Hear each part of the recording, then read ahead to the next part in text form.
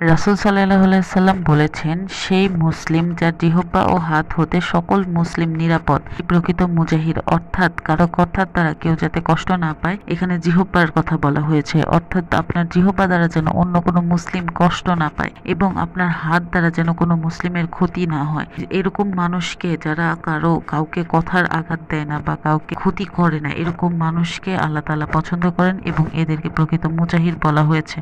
আর প্রকৃত মুমিনের আরেকটি বৈশিষ্ট্য বা প্রকৃত মুসলিমের আরেকটি বৈশিষ্ট্য হচ্ছে, আল্লাহ তাআলা যা নিষেধ করেন তা সে ত্যাগ করে চলে।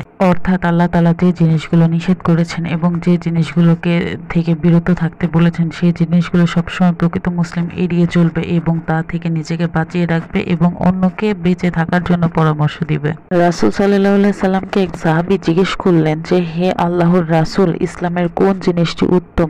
তখন রাসূল সাল্লাল্লাহু আলাইহি সাল্লাম উত্তর দিলেন, যার জিহ্বা ও হাত হতে মুসলিমগণ নিরাপদ থাকে।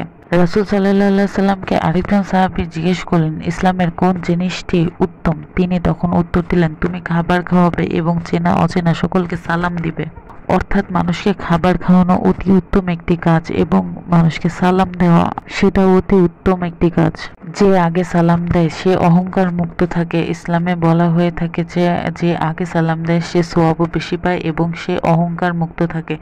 এজন্য আমরা চেষ্টা করব সবাইকে সম্মান দিয়ে চলার।